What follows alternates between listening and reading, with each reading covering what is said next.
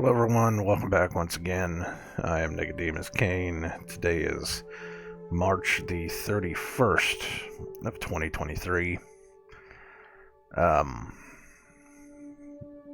kind of said, watch the dates. Yesterday was the 33, and a lot of stuff happened yesterday, believe it or not. The trans rights... The trans rights people decided to start staging their protests, apparently taking over the council, whatever it was, of Tennessee. That looked like an insurrection to me. I don't know. I was just saying. Something about an indictment in New York for Donald Trump, whatever. It's just going to keep on moving. Looks like it's going to be another interesting year. Of course, then again, I've been saying that for the past 2 years just because of the numerology. But we're not done. It's going to keep on going. They are planning big old things for tomorrow. It should be interesting. We're actually going to be on the road tomorrow, traveling down to Florida, so we have to head right through Tennessee. So it should be interesting if anything happens. And I don't know. I think it is absolutely absurd. The narrative that's sprung out of this is that somehow, now even if the event was real or not, I don't even know if it was real. I mean, how could you even tell anymore? A trans kid walks into a Christian school, supposedly kills 6 people, and somehow our own government calls it an attack on trans people.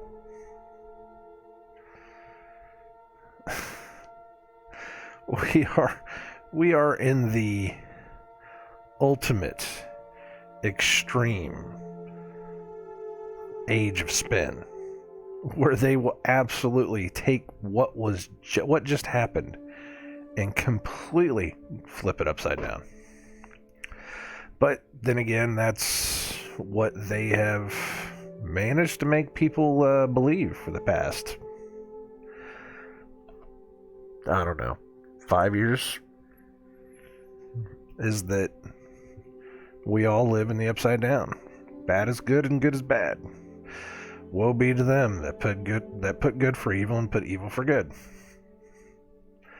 That's biblical. Your Bible says that the world will flip upside down. And we're here.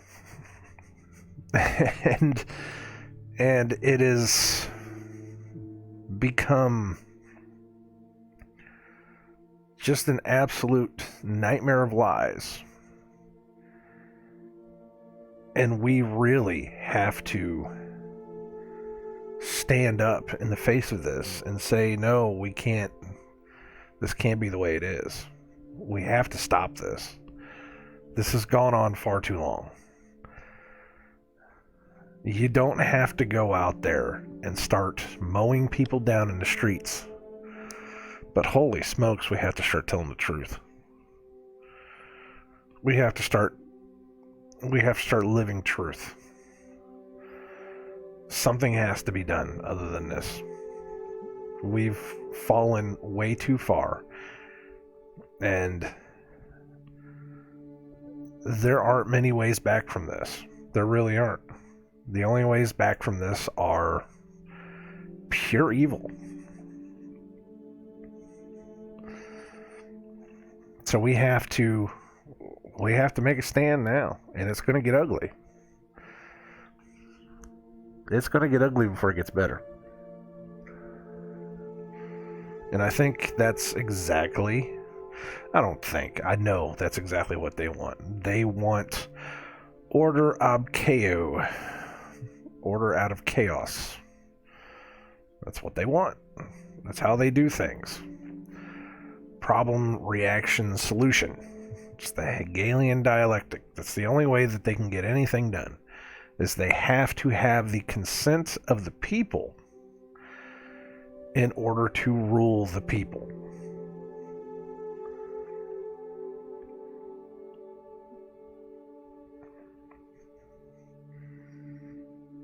And this world has adopted a mob rule mentality where anything and everything goes as long as you have a group of people. As long as you have a majority of the people, they will allow whatever to happen.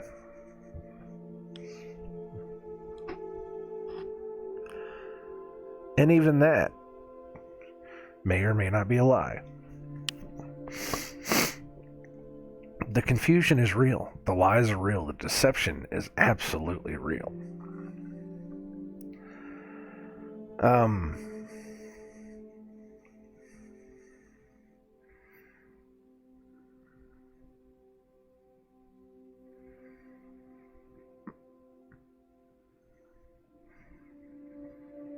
And it's inside my house. That deception and lies is inside of my house.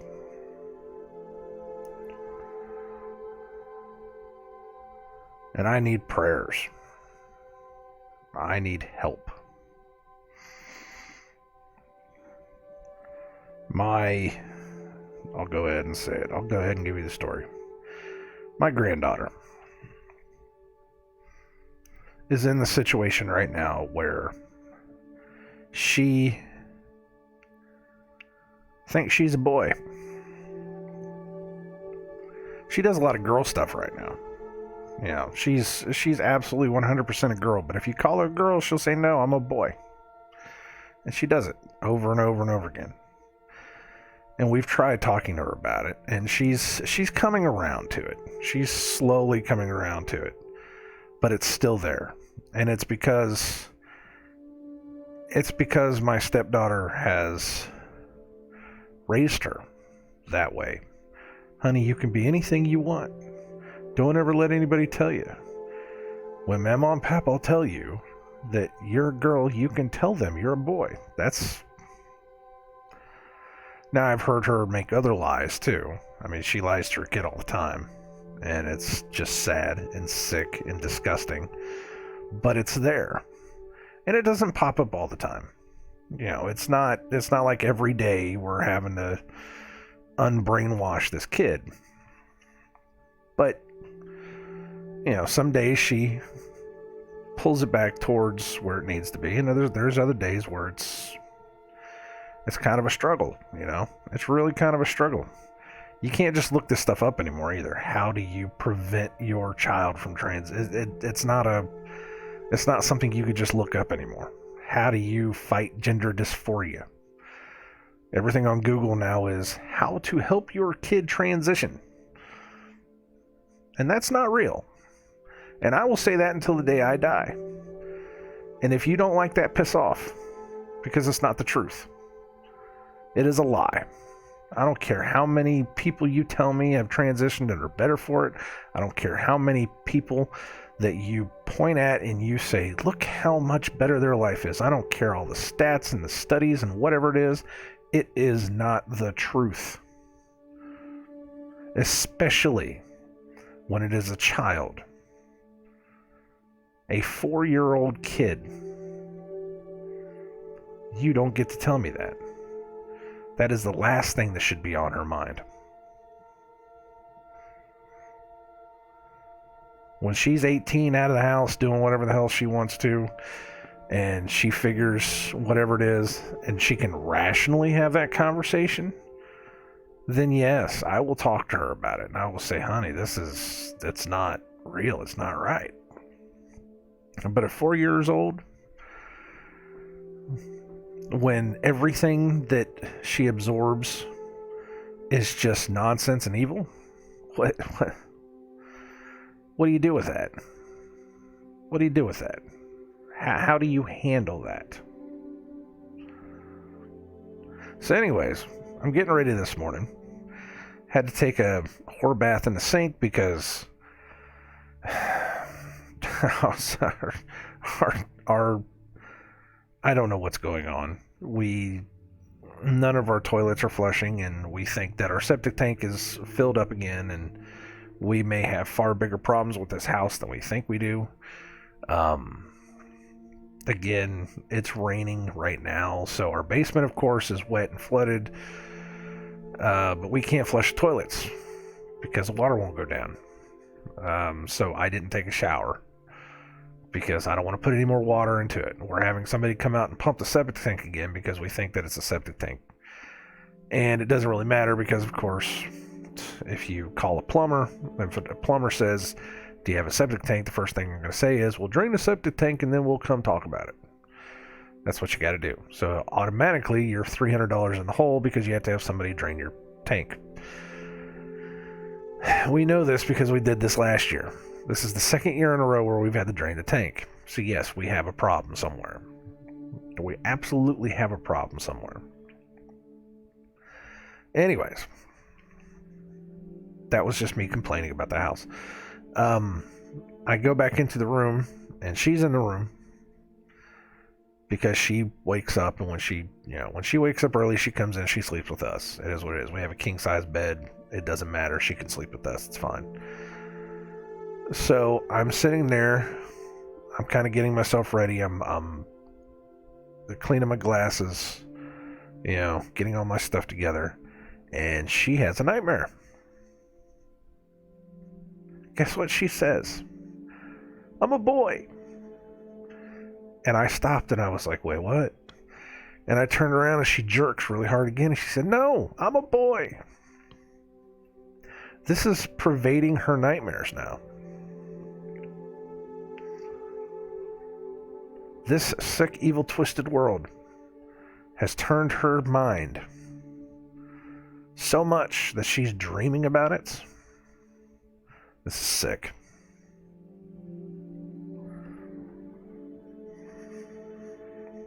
It's sick and disgusting.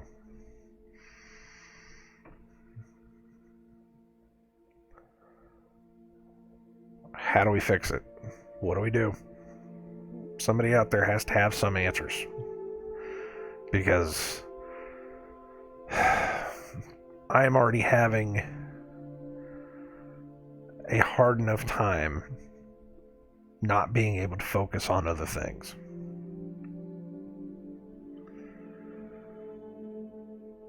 I'm having a hard enough time with sin in my life right now that I have to pray to the Father to work on me.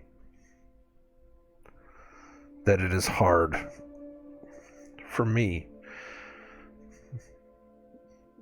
to try to think of anything else. I have too much on my plate, and I know the Father can help me through any bit of it whatsoever.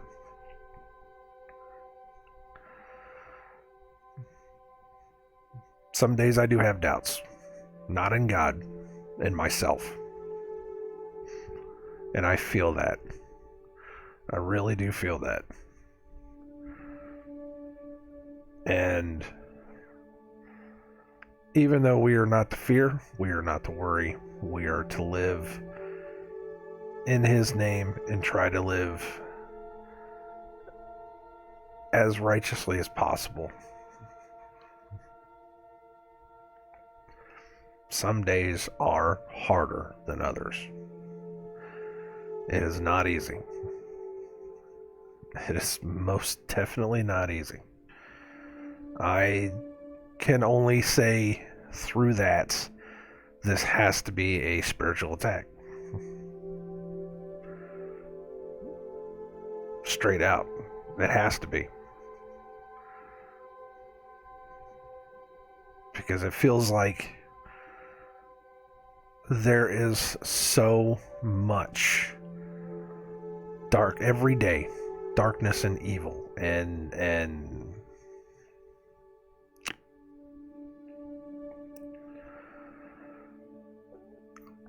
So much so that we didn't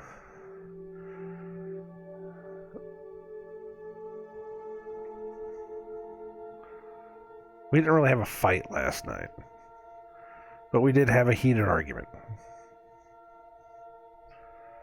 Everyone in the house.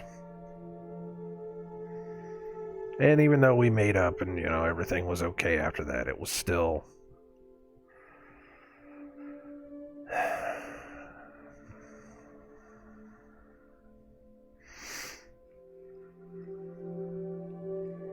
It was still enough. So I'm going to ask, before I read Ecclesiastes 12, if you're including people in prayers,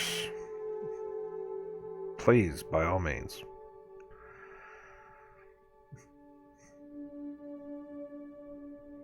Because we definitely need them, because this is a troubling time right now for our house, and I know so many other people need them so much more than we do. I can absolutely point at any other person and say they need it more than we do, and they probably do. But if anybody has any extra room, please feel free. Some days are a lot harder than others. And I know that it is a test. I know that it is evil trying its damnedest to manipulate us, hurt us, and destroy us.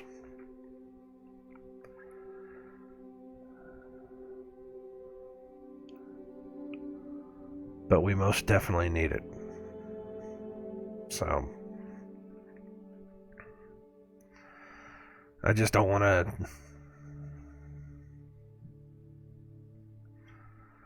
I don't want my faith to waver on this. And I don't think it's my faith that's wavering. I think it's just, it is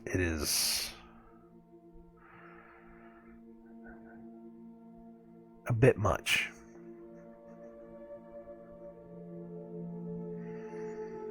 All at once.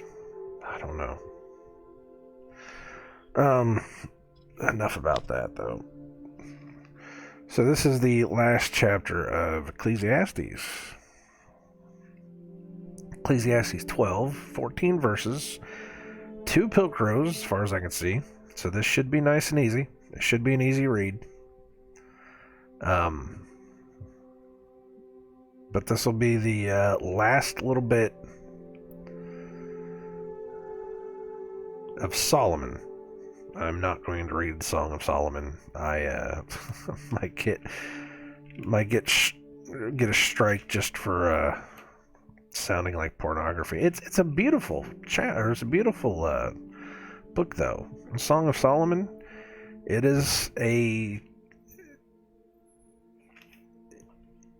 song about love. It's a song about marriage of two people being intimate with each other. Because you don't see very much of that in the Bible. You just hear, such and such married somebody, and then they had kids. You don't really hear about all the extra stuff. Somebody saw somebody else and they were beautiful. Well, okay, that's fine, that's great. But you don't get into, how love between a man and a woman should be. Some people have said Song of Solomon doesn't even belong in here. Maybe, maybe not. I don't even know. But... boy, you read through that and you're just like, ooh, what is this? It's like Puritan porn.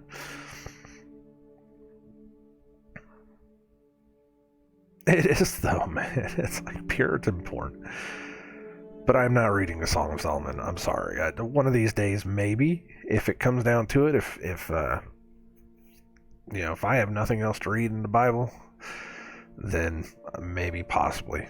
But as far as Ecclesiastes is concerned, this is like I said, this is the last little bit of Solomon, as far as I know. Not that I've read, I'm just saying that's,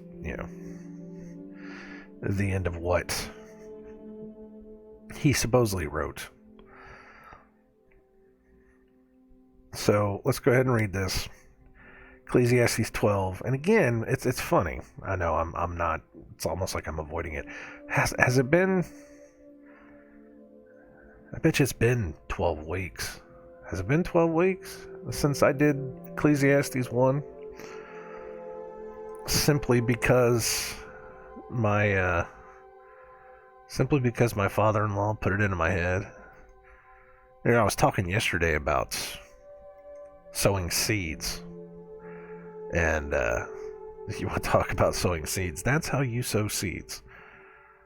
Is by just referencing something like that. And that's what he did. He sowed that seed in my head, whether he knew it or not. He sowed that seed in my head. This was 2 months ago, so at least 8 months or 8 weeks. Okay, but he that increaseth knowledge increaseth sorrow, which is true, which is absolute true. The more you know about this world, the more you realize just how bad this world is. And that is a lot of exactly where I am right now, is knowing how evil and twisted and wicked this world is. And a lot of people may not know everything that I know. They may not, again, may not have time to be able to sit here and comb the depths of BitChute.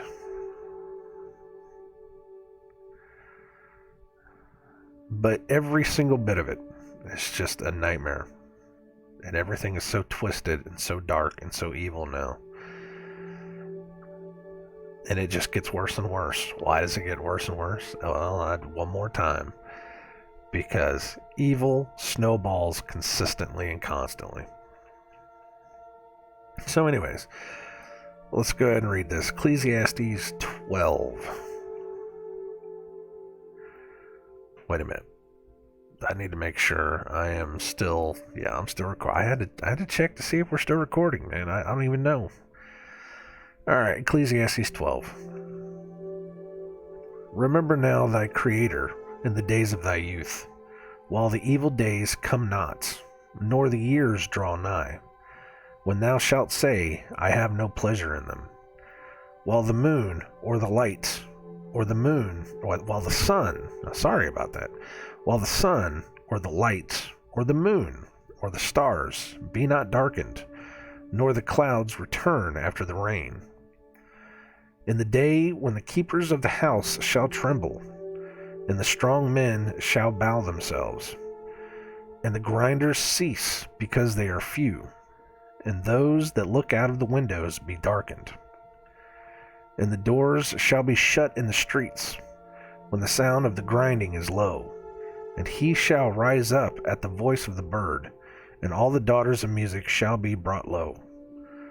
Also when they shall be afraid of that which is high, and fears shall be in the way, and the almond tree shall flourish, and the grasshopper shall be a burden, and desire shall fail.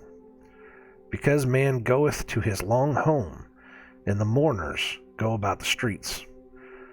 Or ever the silver cord be loosed, or the golden bowl be broken, or the pitcher be broken at the fountain, or the wheel broken at the cistern. Then shall the dust return to the earth as it was, and the spirit shall return unto God who gave it. There's a lot of similarities of what's happening now. Did you hear it? We're going to go back through it, but did you hear the similarities of the things that are happening right now? Let's go back up to the top.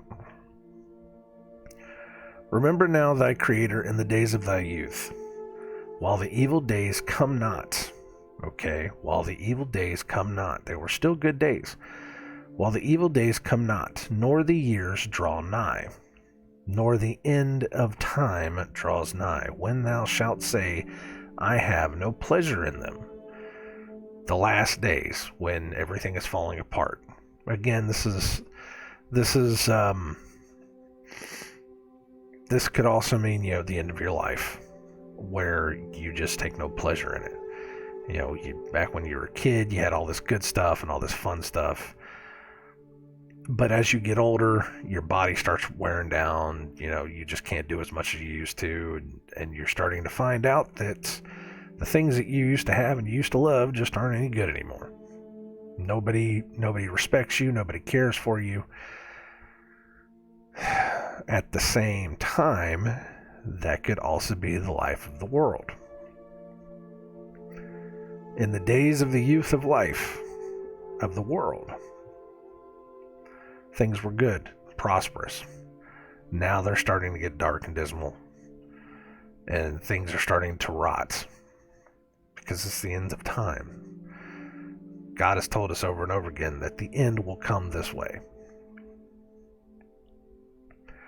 While the sun or the light or the moon or the stars be not darkened, nor the clouds return after the rain.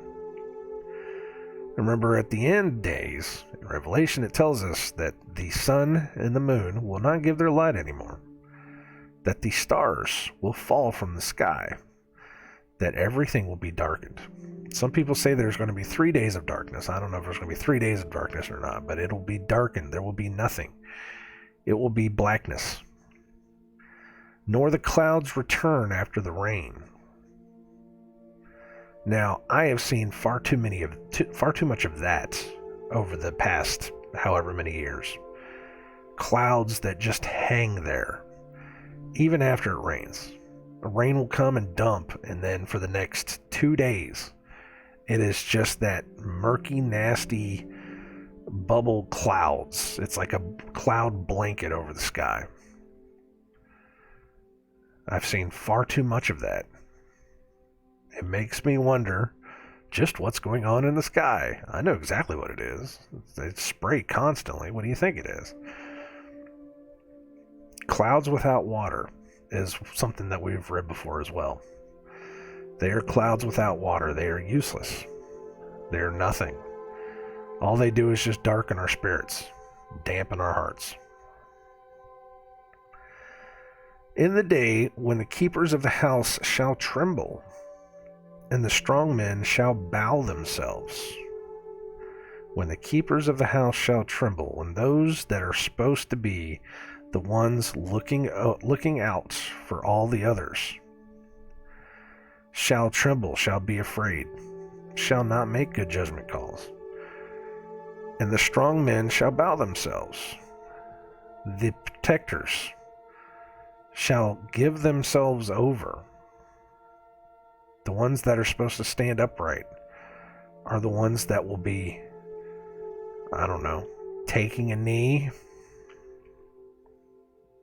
And the grinders cease because they are few. And the grinders cease because they are few. What does that mean? Well, they used to have to grind wheat. The food processing will slow down. It's interesting. Everybody is talking about, for the entirety of 2023, everybody was talking about, oh, look, all the train wrecks. Yes, there's a lot of train wrecks. It's amazing how many train derailments there have been. There was just one, was it yesterday or the day before, in Minnesota? How many does that make? 10? At least? 12? Just within the past couple months? You gonna tell me something's not going... And it's not just, a random train derailment. These are chemical spill train derailments. Every single time one of these damn trains goes over, they're carrying something they shouldn't be carrying. And it's polluting wherever it is that it falls into. And these places are having to be evacuated. I talked about it one time before that they have to get the people out of the Midwest somehow.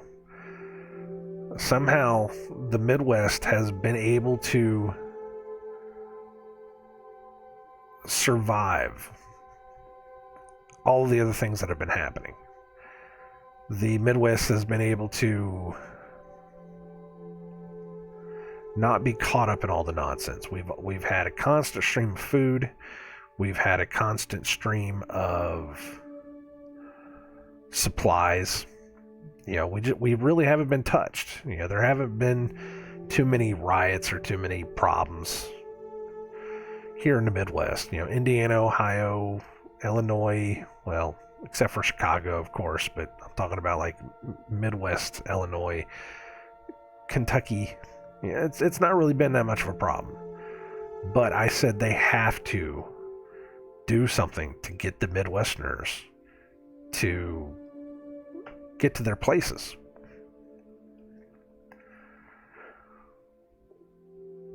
So the train derailments don't surprise me. But, to get back on track, before the train derailments, it was nothing but food processing centers going up in smoke. Anybody remember that? This was just last year.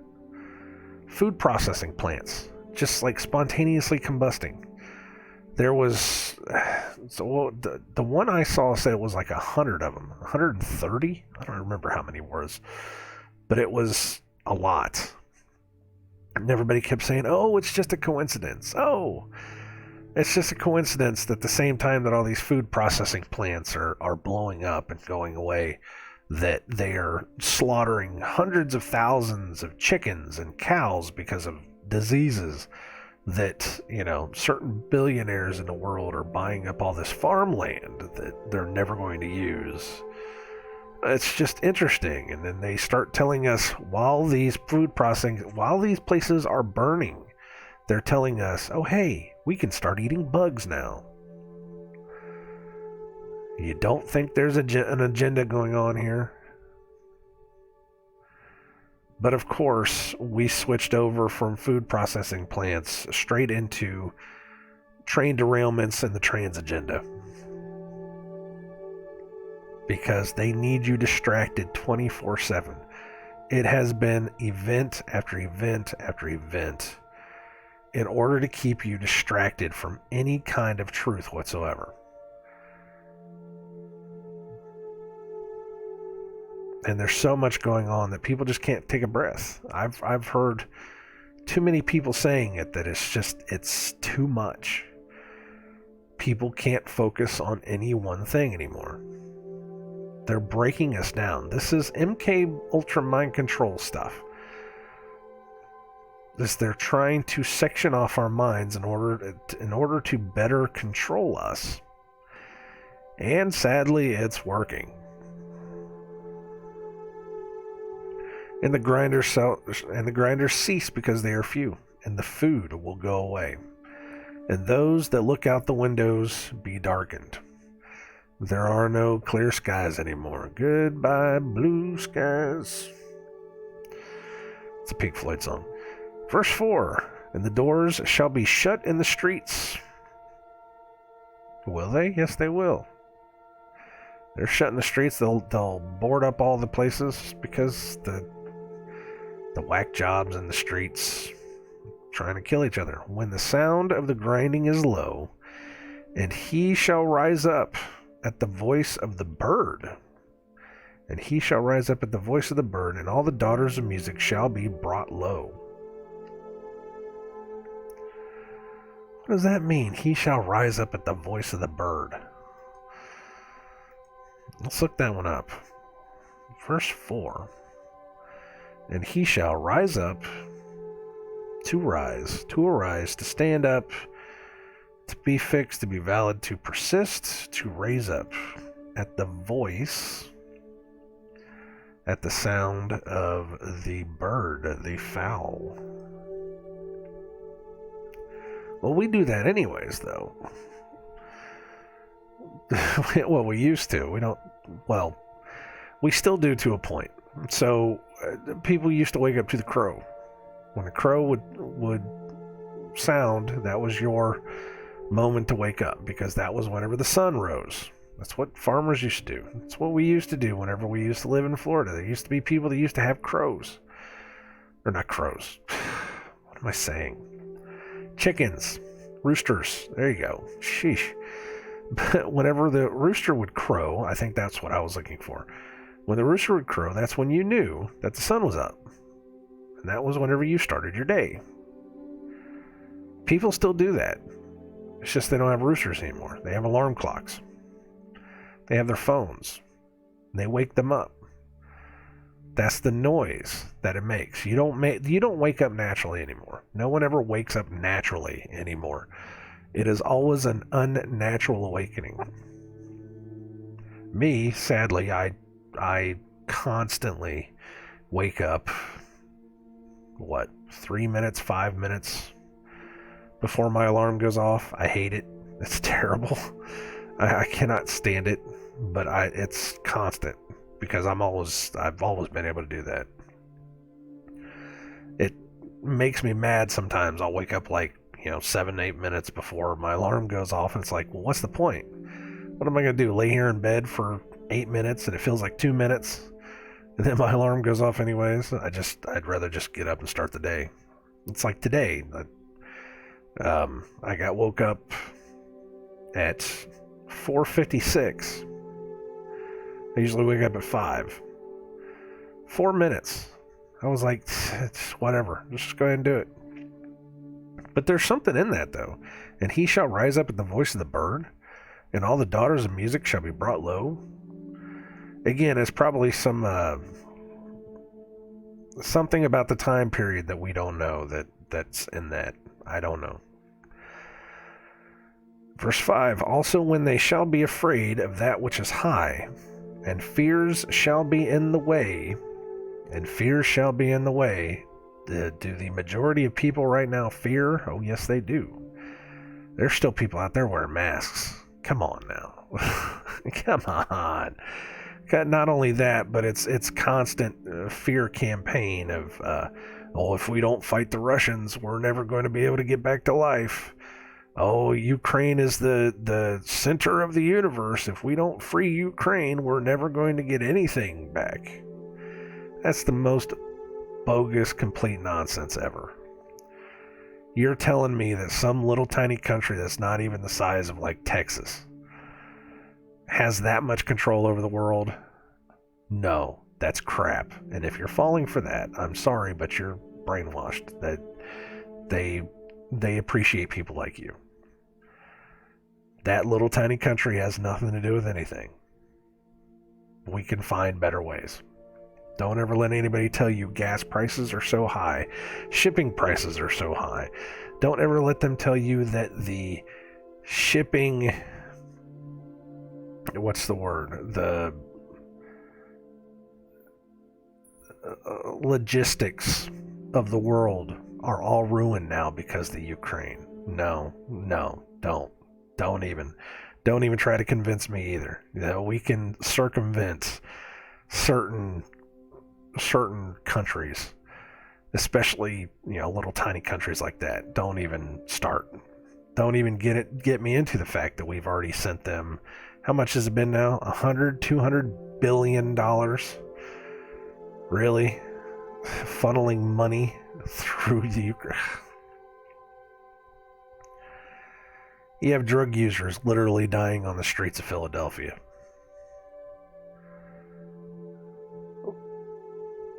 And you want to tell me that we have to send another $30 billion to the Ukraine to fight a war? Give me a break.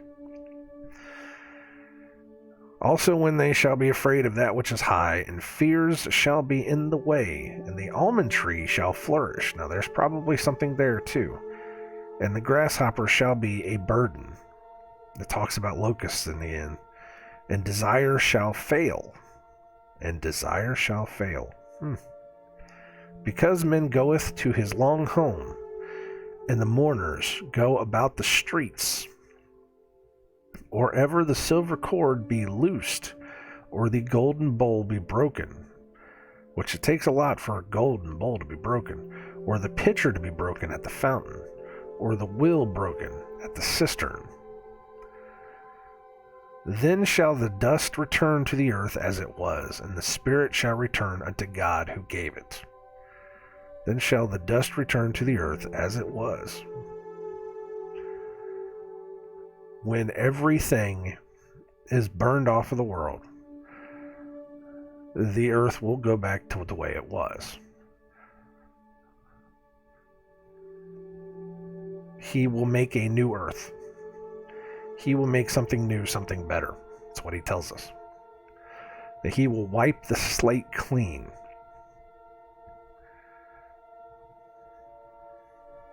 And the spirit shall return unto God who gave it. Verse 8, Vanity of vanities, saith the preacher, all is vanity. And moreover, because the preacher was wise, he still taught the people knowledge. Yea, he gave good heed, and sought out, and set in order many proverbs. The preacher sought to find out acceptable words, and that which was written was upright, even words of truth.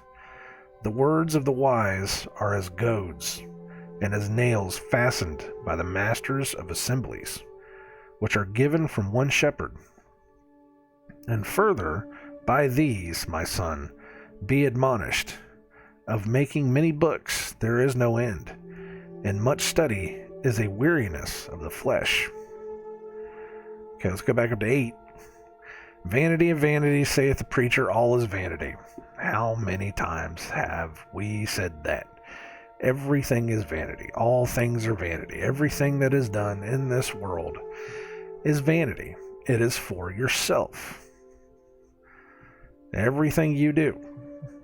Once you realize that everything you do is vanity for yourself, you understand the things that you really don't need. You understand that, I don't have to have so much of this one thing. That doesn't even mean anything to me. Because it is just a vanity. It's just something for me to have.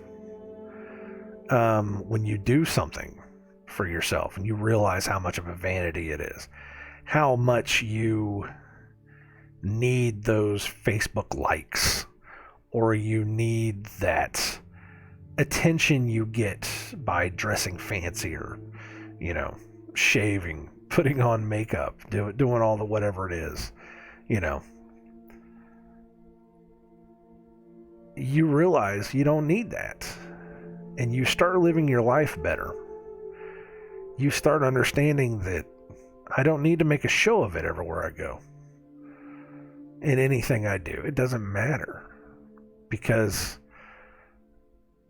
it doesn't serve anyone but me. It doesn't do anything for anyone but me. It is simply for me. So, what is the opposite of that? Doing whatever it is for God. The exact opposite of that. Think about this for a second. The exact opposite of doing everything for yourself. Of, again, putting on the fancy clothes, putting on the nice, putting on the makeup, doing all the nice things, owning the nice car, doing whatever it is. The opposite of that is the putting on the sackcloth, throwing dust in your hair, and humbling yourself before God, giving all of your money away, giving all your riches away. That is the exact opposite. Now, again, I've said this before. When you read the book, and anytime people really, truly come to repentance, come to the Father, come to bow down before Him, and really ask for mercy, they come in sackcloth. They come with the dust in their hair. They come with dirty feet, with dirty hands, with whatever else it was. Not eating. Fasting, not giving their flesh any heed whatsoever. That is the exact opposite of putting on your Sunday dress and going to church. Think about that for a second. How manipulated is your life if you can't even understand the simplest of things that the Bible tells you? God doesn't care how fancy you dress. God doesn't care how nice your hair looks. He wants you humbled. He wants to see that you are willing to give away everything in this world to come to Him. Think about that. If that would be the kind of stuff that the preachers of the world would preach, this world could be different. It would be different. I mean, that's the heavy stuff, man. That's the big heavy stuff. Everything is vanity. All things are vanity. Everything we do in this world. To know how that works, it's part of the big secret. To know how all of that works. To understand that concept. Vanity of vanity, saith the preacher. All is vanity. And moreover, because the preacher was wise, he still taught the people knowledge. Yea, he gave good heed, and sought out, and set in order many proverbs. This is a smart preacher. This is telling you that the preacher that just said vanity of vanities, all is vanity, this was a wise guy. He knew what he was doing. The preacher sought to find out acceptable words, and that which was written was upright, even words of truth. Which again, we need to stop lying. It's not even... I heard my stepdaughter say fibbing the other day. You know, telling my granddaughter, "You're not fibbing, are you?" And I heard it, and the first thing I thought was, no, we need to tell her the truth. She's lying. It's not even fibbing. You can't fib anymore. Fibbing within itself is lying. Everything is lying if you're not telling the truth. And that's one of the biggest problems of the world, too. Is that we fib. We tell little white lies. We tell the little lies to get us through the day. Well, why do we have to tell lies? Why can't we just tell the truth? Because it's going to hurt somebody's feelings? So what? It is better to tell the truth and to upset the world than it is to lie about it and lie to yourself about it and have that lie be perpetrated over and over again to where you don't know a single bit of truth. Again, that's why we're in the situation that we're in. Even words of truth, verse 11. The words of the wise are as goads. What is a goad? I know I've looked this up before because it sounds familiar. What's the definition of goad? Goad. Of uncertain derivation, a goad. Okay. What is a goad? Provoke or annoy, drive or urge on with a goad. It's like a stick. The words of the wise are as goads. They push you into doing what they need to do. And as nails fastened by the masters of assemblies, which are given from one shepherd. The words of the wise are as nails fastened by the masters of assemblies, which are given from one shepherd. All it takes is one. And further, by these, my son, be admonished. Of making many books there is no end, and much study is a weariness of the flesh. And that is a fact, but the wisdom is honorable. Making much study is a weariness of the flesh. It will wear you down. Why? Because he who increaseth knowledge increases sorrows. But having that knowledge helps you understand the world, helps you get through it. Verse 13. Let us hear the conclusion of the whole matter. Fear God, and keep his commandments, for this is the whole duty of man. For God shall bring every work into judgment, with every secret thing, whether it be good or whether it be evil. Let's read that one again. Let us hear the conclusion of the whole matter. Fear God. Fear, let's make sure that word is what we need to hear. Because your Bible says fear, but it's not fear. It is not to tremble and fall down, and it's not to be afraid. People say fear God, and first thing people think is, oh, we have to be afraid of God. God's going to hurt us and destroy it. No. It is reverence. It is to cause astonishment and awe, to be held in awe, to inspire reverence or godly fear or awe. There is another word that is used in terms of fear, where the only definition is to revere, to be in reverence of. Now this one, it says there's a couple of them to be afraid of, to be in awe of, but there is another version of the word fear where it simply says to be in reverence of. And I've even started doing that, is every time I try to say fear God, or the fear of God, or whatever it is, the reverence of God, to be in awe of God, to know that He is far bigger and better than we could ever be. So revere God and keep His commandments. Wait, keep His commandments? Oh, but we don't have to keep His commandments. We are saved by faith alone. Are we now? Are we? You are saved by faith in Christ, and He will cause you, through being reborn, to want to keep the commandments. You will want to do better. When you have the commandments with you, you understand that they are not there to condemn you. They're there to show you the better way, to show you the right way to live. Without the commandments, what are you? You're just a base animal, just like everybody else. And that you will go out and you will do, and you will fall into the snares and traps and all the other stuff.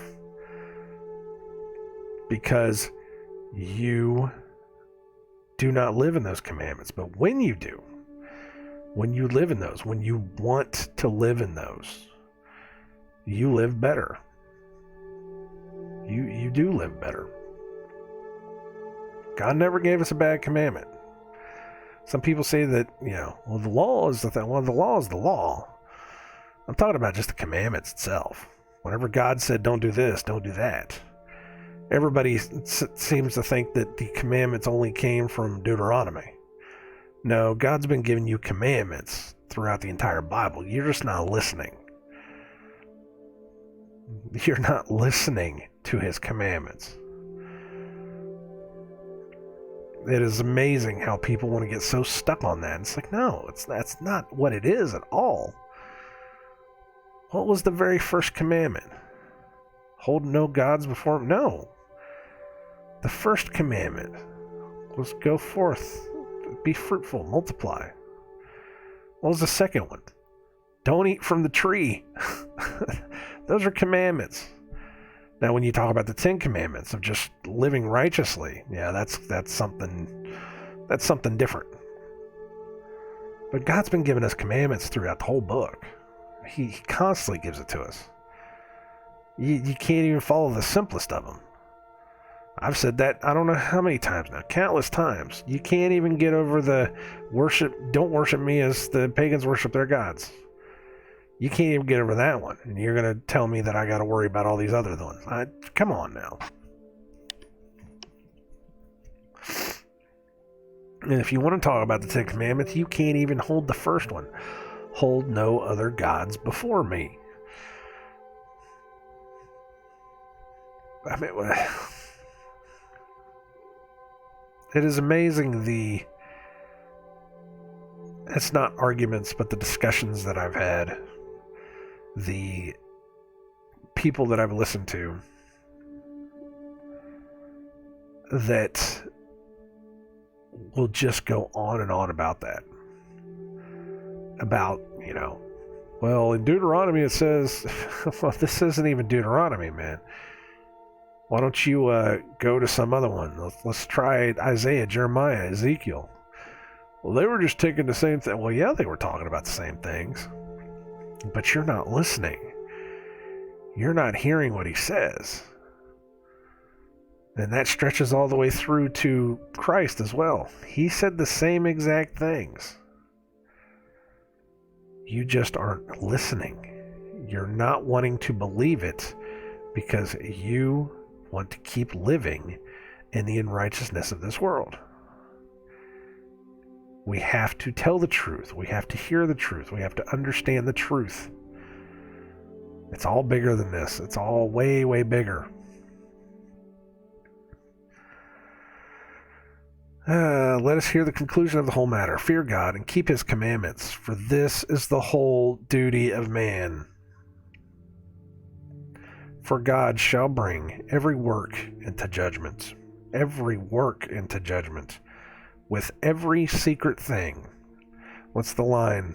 Is that to be sure that your sins will find you out.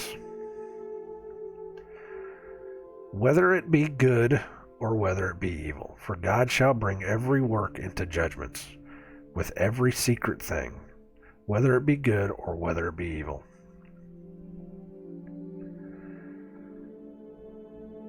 And on that, I say, he will bring it all into judgment.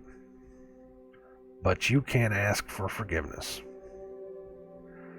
You can ask while praying in the name of Christ, Yeshua HaMashiach, or Jesus Christ, either one. I'm not going to be a sacred namer because there is some kind of power in the name of Jesus Christ. I don't know how it works, but there is. Or Yahusha. I still don't know how to do it. I just say Yeshua. I've said it both ways, and I really don't know which way it is. There's a lot of people that have a lot of different ways of saying it. It just is what it is. So I'm going with the one that I'm guessing. I don't know. It's very hard. Again, that it is a drought of the word. It really is a drought of the word because we don't know the truth. We know very little of the truth. We have some concept of understanding, but we really just don't have true understanding. But he is the salvation. Through him, you can be saved and born again. From that, you will want to change. You will want to be better for this world. Through that, it will help heal you. People are so broken. I say this every single day. The people in this world are so broken.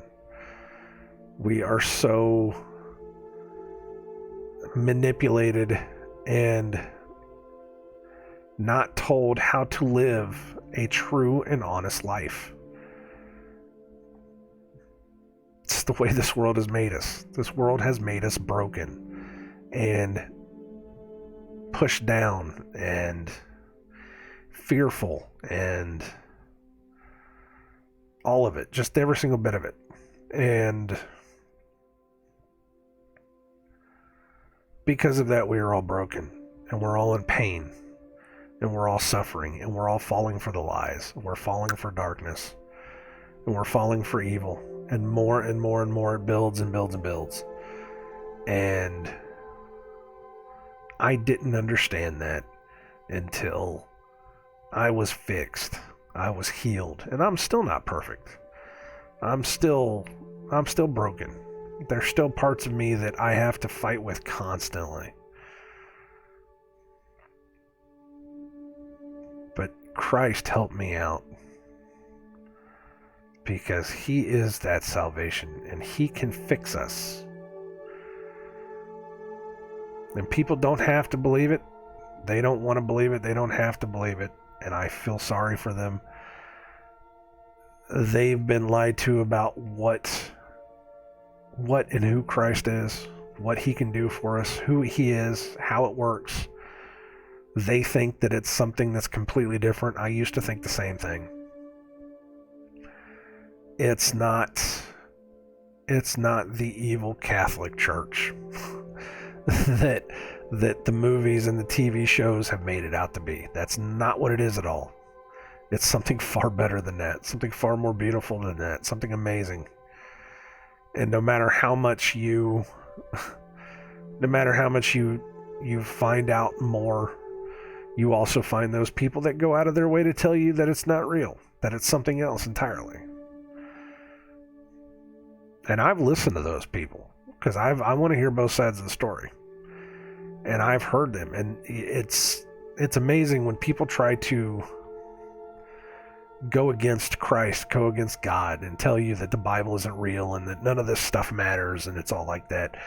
They go out of their way to tell you this stuff. And they show you, all these historical documents, all these different things and stuff like this. But it's constantly from this point of view of evil. Well, if God isn't real, if Christ isn't real, if there is no real salvation to it, then what is there? Well, then you're just a meaningless blob of goo on a dust ball out in the middle of some no-name solar system in a galaxy that means nothing, on an arm of a galaxy that means nothing.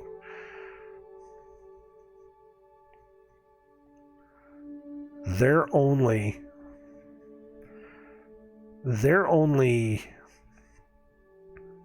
solution to the God problem is that your life is meaningless.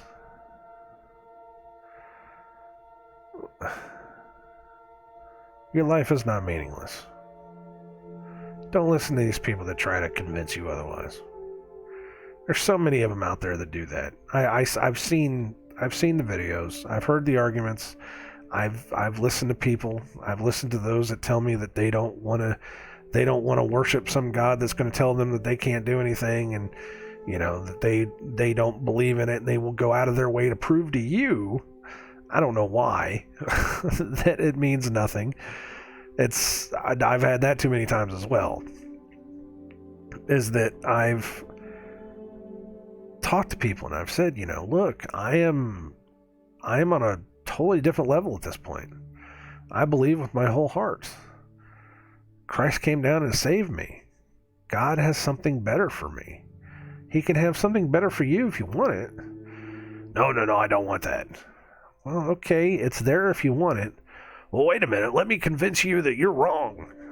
Well, I don't want to be convinced that I'm wrong. I just want to tell you that it's there for you if you want it. No. See, you're worshiping the wrong thing because this is that, that's this is that. And I'm like, okay, that's fine. But I'm not going to try to convince you 100% that you're wrong. I can tell you that God loves you and He wants you to come back.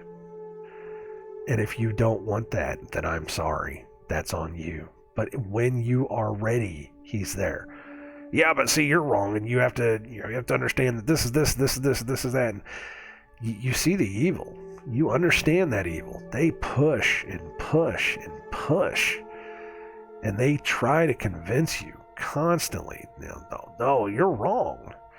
There is nothing that you can say to them that will make them understand that we're just trying to give you something better. We're just trying to give you something better, and all they're trying to do is convince you that you're wrong. Man, I've seen too much of that. That's how I know it's right. That's how you really know it's right. Because they go out of their way. It's so bad.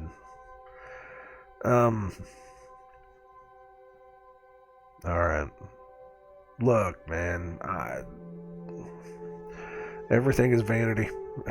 Everything is vanity. Everything on this world. And we have to be prepared to stand up to every bit of darkness. Because this world just keeps falling further and further into it. And I feel so sorry for those that are like that they won't believe so much so that they will go out of their way to prove to you that you shouldn't believe either. And if you do believe, don't be like that. Remember, if at first they don't want to listen to you, bring a second witness. If they don't want it after a second witness, walk away. It's not for everybody. We can't force people to take it. If we try to force people to take it, we're no better than they are. That's why God doesn't force us. That's why God gives us free will. Because if He forced us to worship Him, then He wouldn't be any better than Satan. Satan's doing his damnedest to force us to worship him. He's going out of his way. Because he tried his tricks. Tried the brainwashing didn't work. Tried the manipulation didn't work. Now they're forcing it. Now they're getting to the point to where they're starting to say, okay, well, if you don't do this, then, we're going to take this, or we're going to do this. You're not going to be able to exist in this world. He causeth all, young and old, great and small, to take the mark of the beast, so that they would worship the beast. That's forcing. He's going to get to the point to where he's just going to say, okay, fine. You're not going to listen to me? Then, hey, I'm going to force you to do it. God doesn't force you to do anything. He wants you to come back willingly. We are the prodigal son. It's always there when people are ready. You just wish people would hear it before it's too late. Alright. That is enough for me. Like I said, man, we're taking a week off. We're going to Florida. And it's not like we're going to Disney World or anything. We're just, I don't know how it works. We're going down to a rented house. It's on the beach. And I don't know what we're going to do there. I really don't. I don't know if we're just going to stay on the beach constantly or what. I don't know. I know one of those days I'm going down to the old house, to Mom's old house, to see if I can find anything that's left down there. But other than that, I don't have anything. I don't know what we're doing. I have no idea what we're doing. We're still going though. It was up and down whether we were going or not, especially last night, because we have to. God, we got to fix the plumbing. we don't have a toilet. It's messed up, man. Our toilets will not flush. So we're getting a guy out here to pump the tank, and we have to spend $300 to do that. But the argument last night was, how are we going to be able to afford a trip if we got to spend $300? But we're doing it. I don't know how, but we're going to do it. So we'll see. But there's no way in the world, Angie, my wife said, there's no way in the world that we're going to miss the first time that our granddaughter is ever going to be able to step on a beach. There's no way. So I said, all right, then we're going. By hook or by crook, we're going to go. I don't want to say that. By hook or by crook means that you will get so desperate that you will start to steal stuff. We're not going to start to steal stuff. It's a phrase. But I guess I should stop. However we do it, we'll do it. I don't know. We'll figure it out. We could totally use some prayers though, man. It's been rough. 2022 was a year of setbacks. 2023 it just keeps right on trucking. Just more and more. All right, I'm going to stop. You guys take care of yourselves. God bless every one of you. I will see you in 2 weeks. So what would that be? April the 9th, I think? I don't know. I'll see you guys then. Take care of yourselves. God bless. And start praying a lot. I'll see you later.